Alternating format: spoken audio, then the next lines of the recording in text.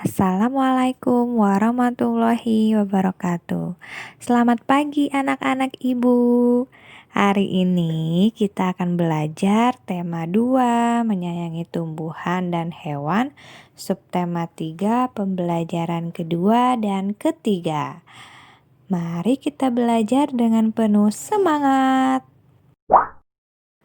Keluarga Dayu sedang bercakap-cakap di teras rumah. Mereka bercerita tentang kegiatan yang dilakukan hari itu. Tiba-tiba, Dayu teringat kalau ia belum melakukan tugasnya. Tugas Dayu setiap hari adalah menyiram tanaman di halaman rumah. Setiap anggota keluarga mempunyai kewajiban dan hak masing-masing. Hak dan kewajibannya tergantung dari perannya di dalam keluarga. Di dalam keluarga ada ayah, ibu, dan anak. Kewajiban ayah melindungi anggota keluarga dan mencari nafkah. Kewajiban ibu merawat anak-anak dan mengurus rumah tangga.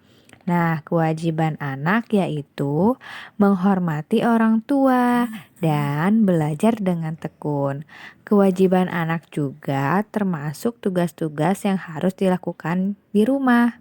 Contohnya, kewajiban Dayu yaitu menyiram tanaman. Nah, ini adalah kewajiban dan hak masing-masing anggota keluarga. Dari ayah kita, ibu kita, dan anak-anak. Nah, anak-anak semuanya, kewajiban itu harus kita laksanakan. Kewajiban itu harus sudah dipenuhi, baru kita bisa menuntut hak kita. Hak itu apa yang harus kita dapatkan. Anak-anak, kewajiban anak-anak di rumah yaitu menghormati orang tua dan belajar dengan tekun. Nah, itu yang harus anak-anak lakukan. Ayo kita membaca bacaan yang berjudul Membuat dan Merawat Tanaman Gantung. Apa ya itu anak-anak tanaman gantung? Penasaran? Ayo kita simak bersama-sama. Siti dan Lani sedang mengamati tanam-tanaman di sekolah. Lani berkata, "Siti, ayo kita membuat pot gantung. Tanam-tanaman ini sepertinya butuh tempat baru." Lalu Siti menjawab, "Setuju Lani, kasihan tanaman-tanaman itu. Potnya sudah tidak cukup." Terus Lani menjawab, "Tanam-tanaman itu dapat terganggu pertumbuhannya." Lalu Siti menjawab, "Mari kita segera buat pot gantung itu. Apa saja sih yang dibutuhkan?" Terus Lani menjawab, "Botol plastik bekas, pita perekat, gunting, tanah, kayu pipih, tali, dan tanaman." Lani menjelaskan bahan-bahan untuk membuat pot gantung. Kemudian Siti bertanya, "Lalu bagaimana cara membuatnya?" Lani menjawab, "Yang pertama kita potong bagian bawah botol, kemudian rekatkan pita perekat ke seliling bagian yang dipotong." Kemudian Siti menjawab, "Baik, setelah itu." Kemudian Lani menjawab, "Buat 4 lubang di bagian berperekat. Masukkan tanaman ke dalam botol pelan-pelan. Rapihkan dan sebar akar tanaman ke seluruh bagian botol. Kemudian masukkan tanah hingga 3/4 isi botol."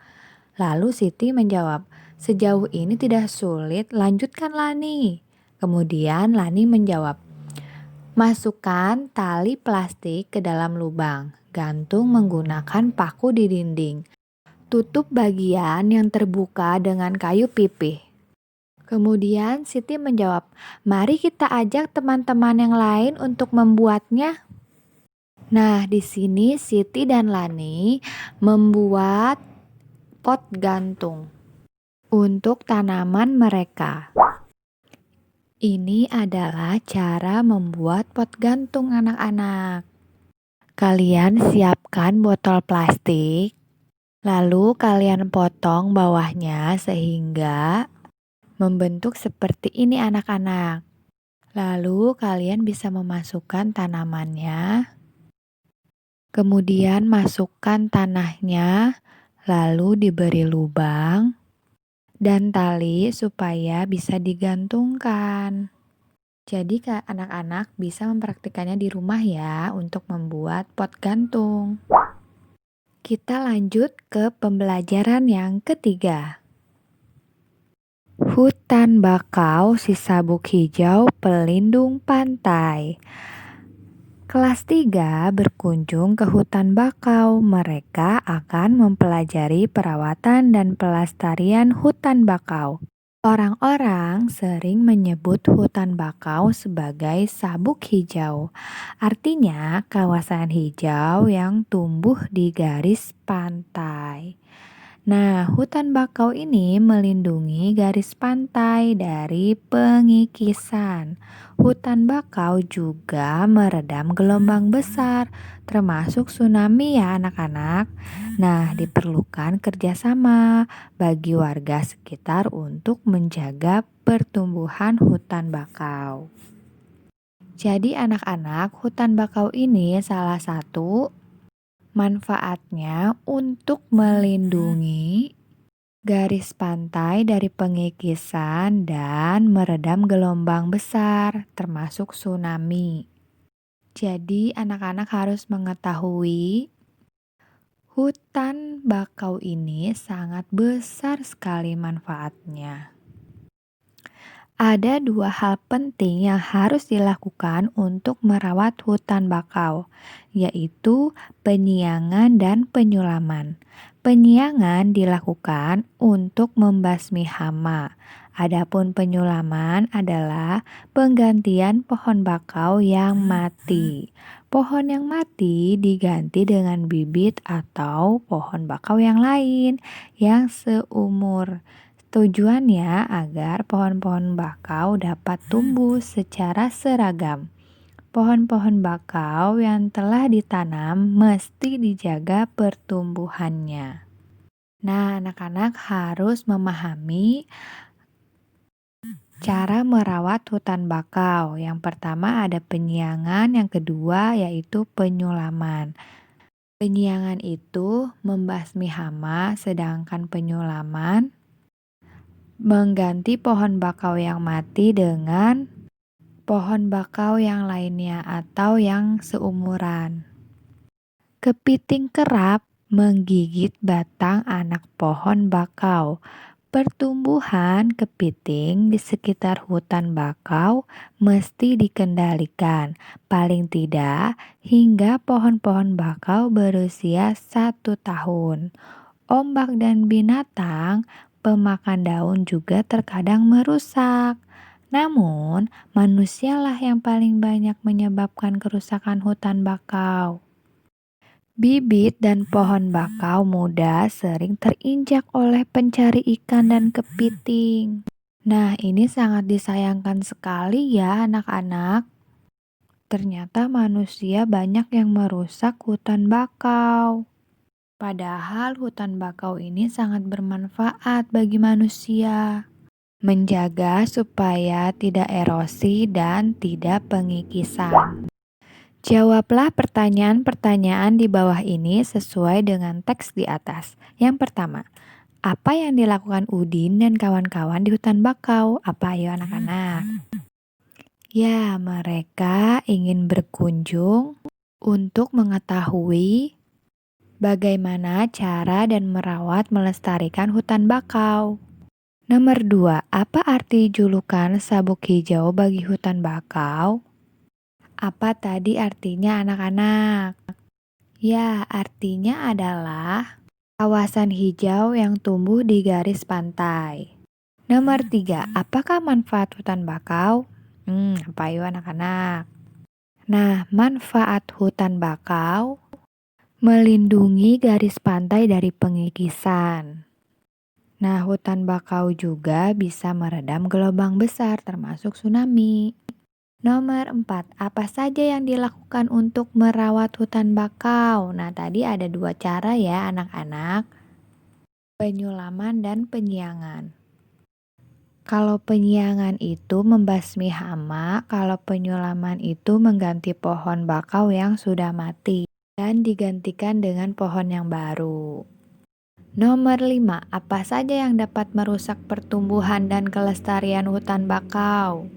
Nah, tadi yang dapat merusak adalah kepiting. Terus ada gelombang laut. Lalu ada juga manusia yang bisa merusak kelestarian hutan bakau. Sekarang Udin dan teman-teman di kelas akan bermain peran tentang kunjungan ke hutan bakau. Ada yang berperan sebagai penjaga hutan bakau dan ada juga yang berperan sebagai anak-anak sekolah. Anak-anak sekolah akan mewawancarai penjaga hutan bakau. Sebelum bermain peran, buatlah daftar pertanyaan yang akan diajukan siswa-siswa. Daftar pertanyaan dibuat berdasarkan teks hutan bakau. Si sabuk hijau pelindung pantai. Siti senang mengumpulkan daun. Saat kunjungan ke hutan bakau, ia mengumpulkan daun-daun bakau. Ia mengamati bahwa panjang tiap daun tidak sama.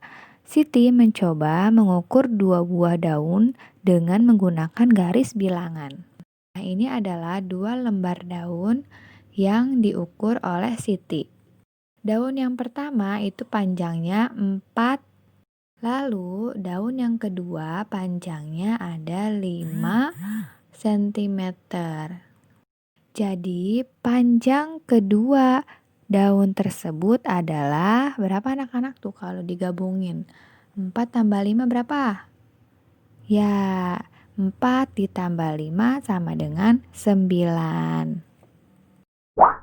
Nah, coba kita kerjakan lagi nih. Selesaikanlah penjumlahan di bawah ini menggunakan garis bilangan.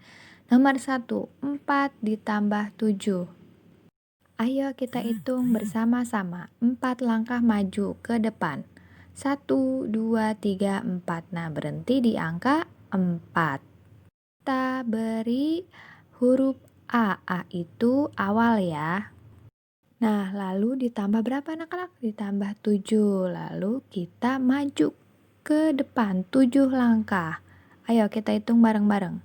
1, 2, 3, 4, 5, 6, 7. Berarti jatuhnya di titik angka 11. Kita beri tanda huruf B. Nah, hasilnya jadi 4 ditambah 7 sama dengan 11. Gampang kan anak-anak? Gambar dekoratif adalah gambar yang bercorak dekor, yakni gambar dengan hiasan yang wujudnya rata, tidak menampakkan jarak, isi, perspektif, dan juga umumnya sudah tidak mirip dengan bentuk yang sebenarnya karena digayakan. Pola dekoratif pada benda biasanya berfungsi sebagai penghias suatu benda agar terlihat menarik. Nah, ini adalah contoh gambar dekoratif nih anak-anak. Tentang tumbuhan. Coba anak-anak buat gambar dekoratif dengan nuansa tumbuhan. Anak-anak bisa hias dengan bagus. Itu tadi pembahasan dari Bu Ayu. Semoga anak-anak bisa memahami dan bisa bermanfaat untuk anak-anak. Terima kasih. Wassalamualaikum warahmatullahi wabarakatuh.